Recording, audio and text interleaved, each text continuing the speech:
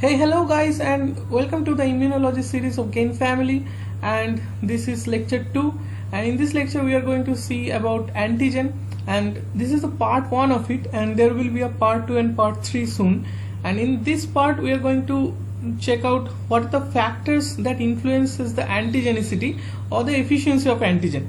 My name is Arijit Nandi, and I am going to teach you about the antigen and other things in immunology. So in the last video, if you haven't seen it, there will be a link in the description, so do check it and then come to this video. In the last video, we have seen the basic fundamental things about the immunology, or the how immune system works and how it actually recognizes the antigen and all those things in brief. So now we are going to take things one by one in details. So the first thing you need to understand while you are going to study the immunology is what is antigen, and when a molecule can be called as an antigen. Because let's face it, if there is no antigen, there will be no importance of our immune system. Okay, our immune system exists to fight against the antigen. So antigen basically is a molecule which positively affects, or which actually, in simpler term, which pokes the immune system. Okay, which pokes our immune system and activates it. Now if there is a molecule which does not activate immune system, that cannot be called as an antigen. Okay, so now there are certain factors that influences the efficiency of the antigen, or how much this antigen can affect this immune system. Okay, and we are going to see all those factors one by one. But before going to that, let me say what is this antigen, or what are the molecules that can be antigen. Now antigen can be many kind of molecules, like primarily or majority of the antigens are protein molecules. Okay, but carbohydrate, or especially the polysaccharides, okay, they can also act antigen. Lipids can act as antigen, or also glycolipids. Okay,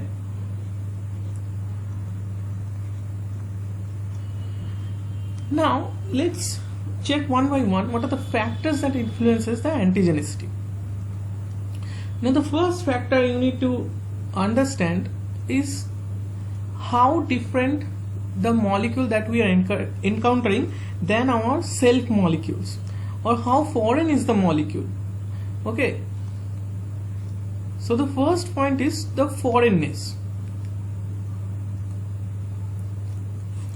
Because if a molecule that is self or our own, that will not act as an antigen. Okay, that will not act as an antigen. Although there are some exceptions, I'm not going to talk about that thing here, because that will complicate the things. For simplicity, let's just say that the self molecules are not going to act as an antigen, because there is no need, because it's our own protein. Okay, our own carbohydrate or lipid molecule. Now if it's a foreign molecule, okay, that is entering in our body, that definitely will act as an antigen, because our immune system has to take care of this foreign molecule. Now there has to, now consider this is a evolutionary scale. Okay, let's say here is human, say there is monkey, and it is somewhat distant from human in the evolutionary scale. Now let's consider mouse, it is further away. Okay, in this way, if you go to invertebrates, let's say hydra, it will be even further away. In this way, if you consider, let's say, bacteria that we often encounter, or say virus,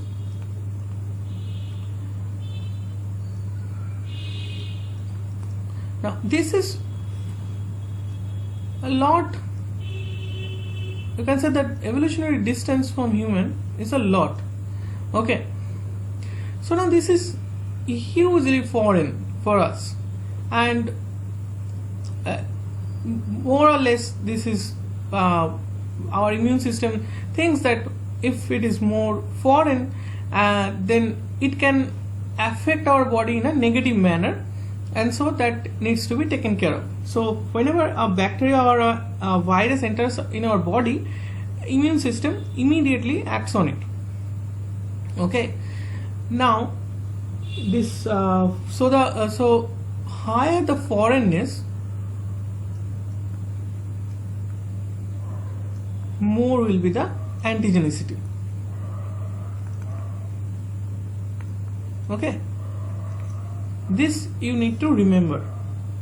So higher the foreignness, more will be the antigenicity. And let me tell you the thing here only, because it will complete the whole thing. There are some molecules of our own body that are hidden, that remain hidden from the immune system. Immune system, when it gets trained, it does not encounter those molecules. So there are certain sperm proteins or corneal proteins. Okay, so their proteins are mostly remain hidden from the immune system, and if by any chance these proteins gets into the blood, then they act as antigen for this immune system, for our own immune system. Okay, so we'll see how self antigen sometimes can act as self molecules can act as potential antigen and all those things in later videos. So now let's talk about the second factor, that is molecular weight and solubility. Okay, now molecular weight, first thing let me tell you, higher is the molecular weight and lesser is the solubility,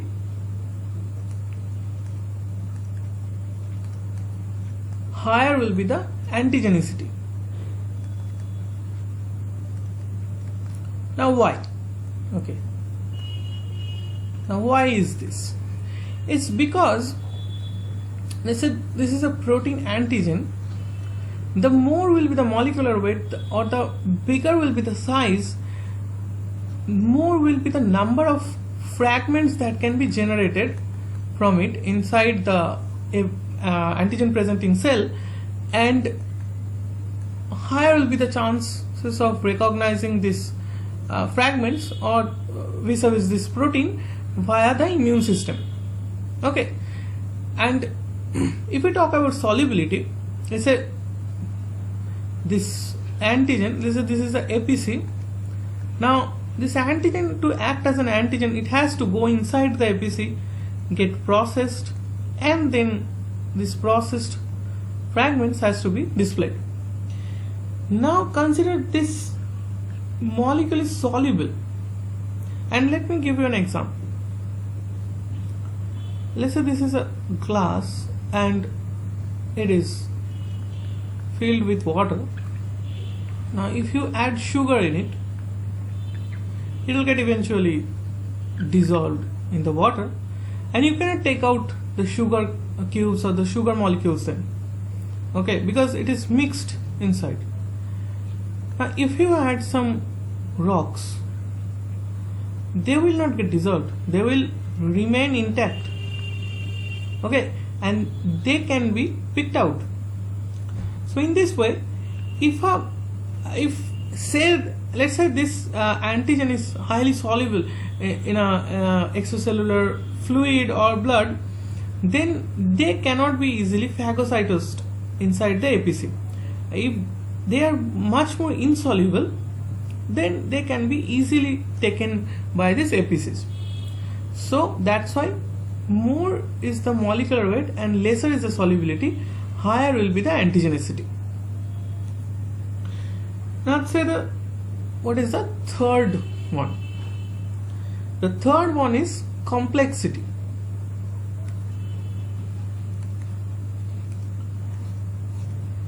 Now consider there is a polymer, okay, made up of alanine. Alanine is the amino acid, and there is a polymer. Now all proteins are also polymers of amino acids, okay. Let me just say it here. Now if it is a homopolymer made up of only alanine, then there won't be much to recognize, right? It is just alanine, so you can recognize only that thing. It can be recognized in one way only, okay. Even if you make hundreds of fragments, it can be recognized in one way. But then let's say there is a heteropolymer, okay,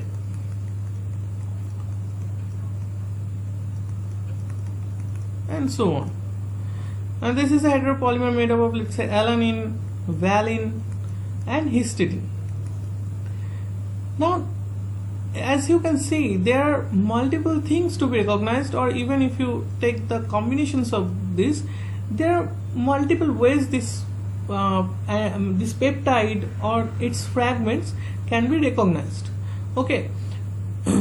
So the more the ways an antigen can be recognized after processing or even before processing, okay, the higher will be its chances of activating the immune system, or it can activate the immune system in much more efficiently. So higher the complexity, bottom line is higher the complexity, higher will be the antigenicity, okay. Now in this case, let me tell you one thing. If this antigen is a protein molecule, now you guys may know that protein has 3 levels, okay. The first level is the primary structure. The primary structure is nothing but the sequence of amino acids, okay.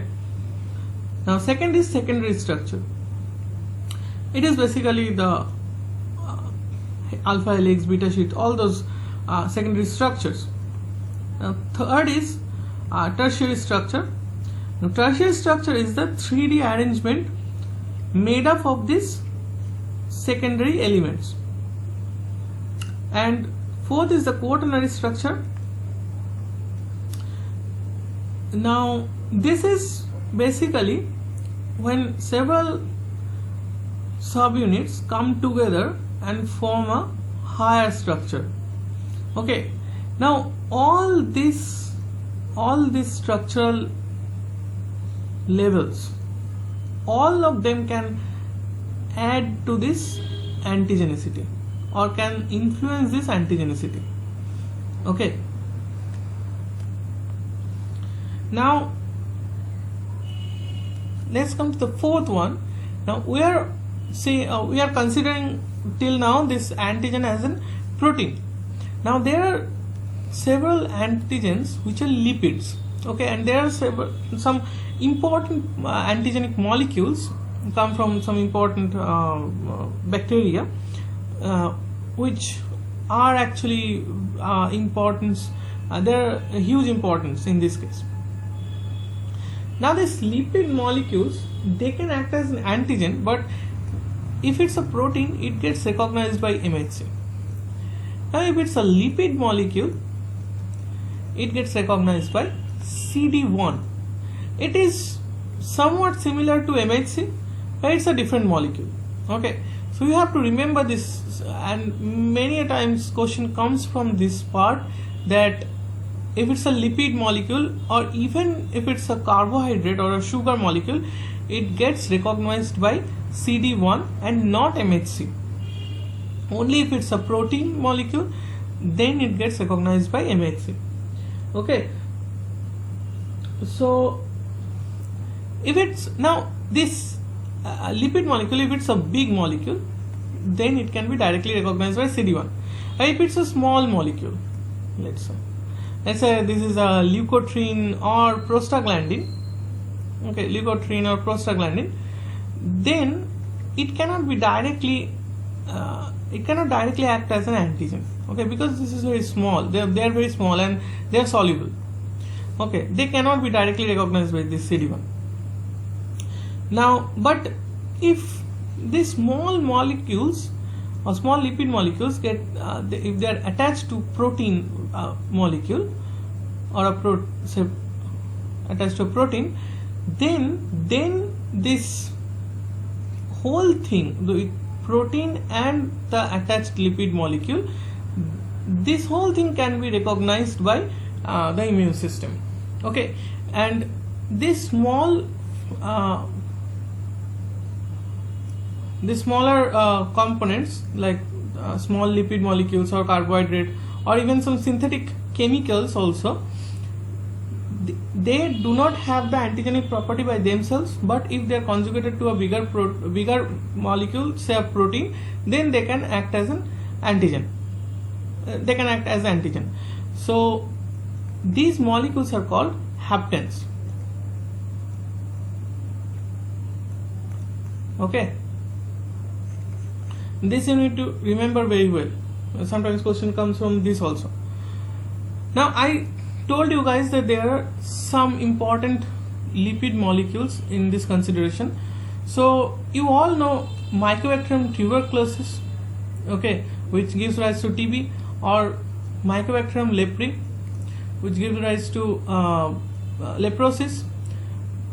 They have a coating made up of lipid, okay, and in their case their lipid is gets recognized by the immune system, okay, not really their protein molecules. So their lipid molecules are very important in activating the immune system. Now coming to the last factor. So the last factor is how well it can get processed, okay.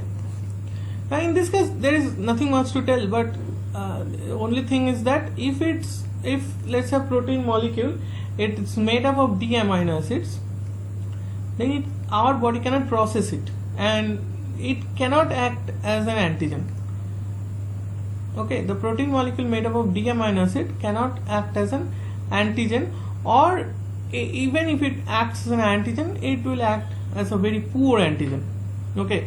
But if it's made up of L amino acid, that is our naturally occurring amino acid, which is our naturally occurring amino acid, it can act as an antigen because it will get processed inside the antigen presenting cells. So this is it, and thank you for listening. And if you have any questions regarding this, you can always post it in the comment section. And if you are watching this on YouTube, then do subscribe our channel if you haven't subscribed already. And if you are watching it in our Facebook page, then do like our page. And in both the cases, please like our video, because that gives us motivation to make more videos, and also it helps in reaching this it increases the reach of this video actually. And so that is it, and stay safe and stay healthy, okay. Bye, see you in next video.